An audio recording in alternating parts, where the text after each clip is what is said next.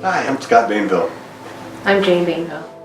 I was not raised in a church home, a spiritual house.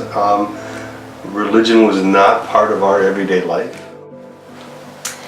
I grew up going to church all my life. It was just something that we did. We had to go every Sunday and, went to youth group. I guess I just never knew the love of God. He was always just a punisher, and it was just something we did. Pretty hardcore, airborne paratrooper, recon squad leader, infantry soldier. I have no desire to go to church.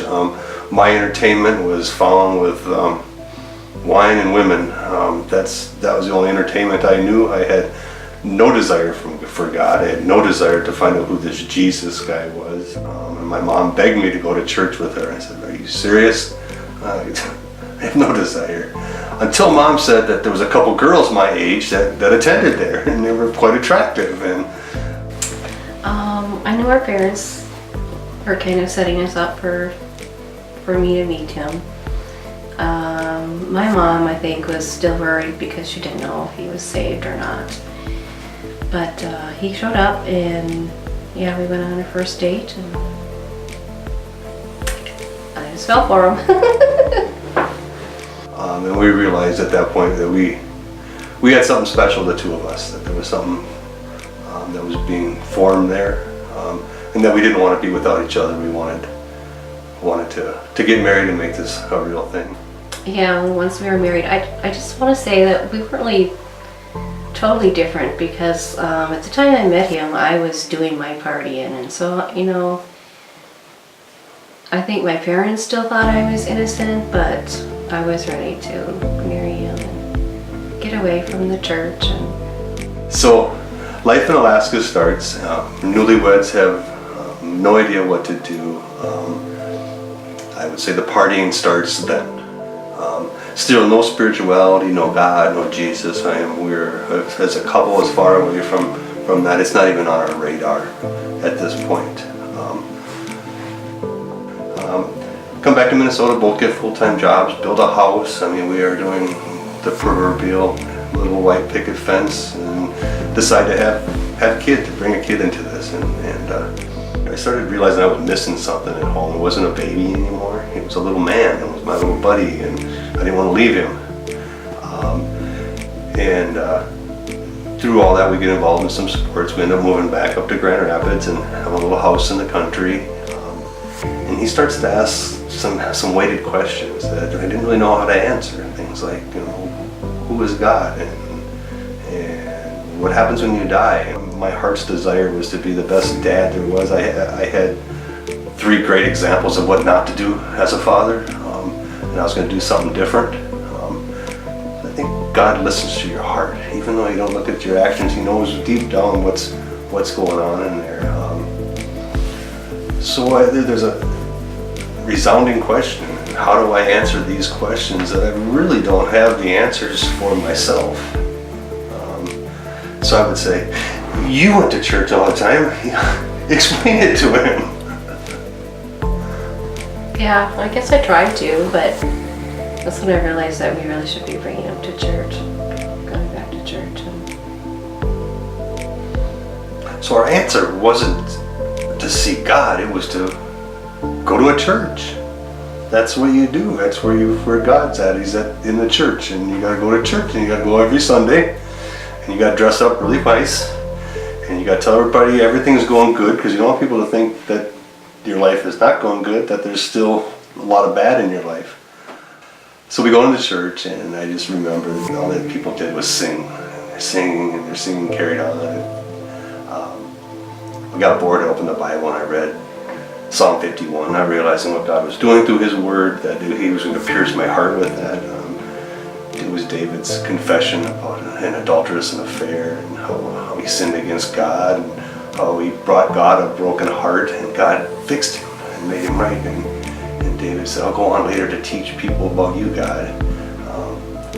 Pondering this, and not only know what's going on, as I walked to the back of the church, and the pastor caught me and said, "Where are you at?" And God asking me that question. A real quiet little voice just saying, where are you? And I was broken at that point.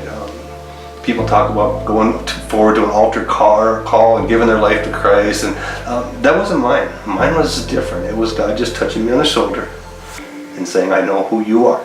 I know your name, and I know everything about you. I've heard every prayer you ever prayed. And I bawled. People talk about giving their life to Christ. I don't know if I ever really gave my life to Christ, but I know that moment in time is when God started to do a transformation in my life. Me as a man, me as a father, me as a husband. And one of the biggest influences early on in my walk was the fact that I owned my own business, and I could put on the radio whatever I want.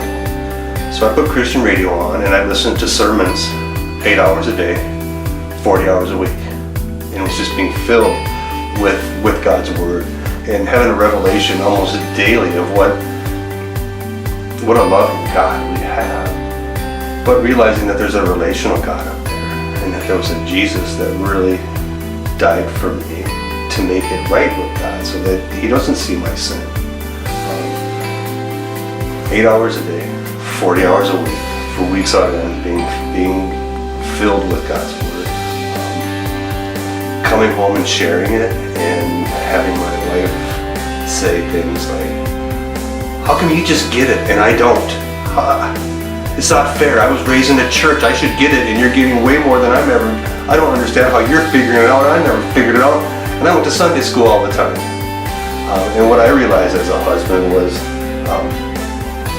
she's not understanding the relational side of God. She still sees this God as a punisher. This God is going to get her. This God, you got to keep the rules. There was a change in how I viewed my marriage at that point. God was slowly starting to show me that I had a job to do, and that He would do it through me. That He would reveal who Jesus is and how much love He has by transforming my life and watching Jane see it right before her eyes. So. Yeah, I'd have to say when he was always listening to the radio, he was my mentor. I just thought it was crazy. Like, wow, you're learning so much. And it just kind of made me think, why all the years of our marriage, and I was a Christian, never did I once thought to bring him to Christ. And that just struck me hard that, I should have been the one. I felt God definitely moving us along and saying, I'd like you to go check on a couple other churches in the area. So we began to church shop, I called it. And it was funny because when we church shop, we looked to see what does the church have for us to get. What do they have? What programs do they have? How can I be filled here when we go to this church? It was all about us. It was about me. It was about Jane. It was about Zach. What does this church have? Not looking at it with what can I do for the church, but what can the church do for me? I needed my needs met. And that's how we church shopped. So we started attending E-Free. All of us were game on. It was a great time. We were figuring it out. So ultimately what happened was I wasn't being discipled anymore. And it was easy to lose focus, lose sight of Jesus and the cross, and start putting other things higher on the priority list. So which resulted in skipping church for a Sunday. And then resulted in skipping for a couple Sundays, and then resulted in being gone for probably close to 2 years. So the three of us, the following Sunday, hand in hand, made one of the longest walks I think I've ever made, and I was walking back through the doors and being free. Except when I walked back this time in the doors, my question isn't, stop, what can the church do for me? Is what does the church need? And how can I wholeheartedly serve with every gift and talent and ability that I have? How can I serve the church? And how can I model that for my wife and my son both too? He put a mentor in my life, which as I look back now is probably one of the most profound things there were. I had mentors in Christian radio of listening to these pastors every day feed me. Well, now I had one on a personal level who was willing to invest time. He was willing to meet with me on a regular basis, willing to challenge me, challenging me to not only be discipled, but to become a discipler, to take that knowledge and wisdom that's being passed on to me and pass it on to somebody else. God says, your first ministry I've given you is your family. Wow. Wasn't worship team. That wasn't the first ministry he gave me. The first ministry was my wife. And if I take care of that ministry, other ministries will come along. I'll be able to serve in the kingdom in other ways. But if I'm not willing to serve my wife in that aspect, I don't think he's going to bless me in any other ministry he really wants me if I'm not taking care of the first one. What's really interesting is I look at my journey of originally walking through the doors here, being what can a church give for me, and through this church, through this local body, being transformed by God here, and a lot of great people around me to the point where I've preached 6 sermons and haven't been booed once. Now God says, I got something else for you. So we've sold everything we own pretty much, and we're heading to Seattle, Washington to start the next chapter of this book God's writing. Heading out, gonna see my son and his wife are there. They're newlyweds, had their first wedding anniversary. They're all serving in their local church.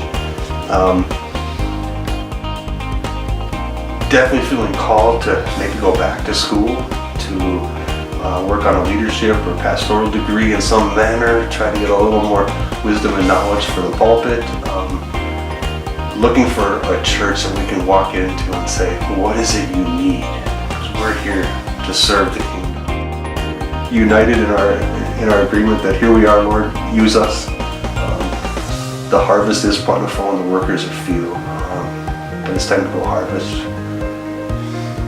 Yeah, I'm really eager to find a church and figure out what God wants us to do. I've got enough courage now that I just want to go out there and I want to touch lives and get involved and make a difference.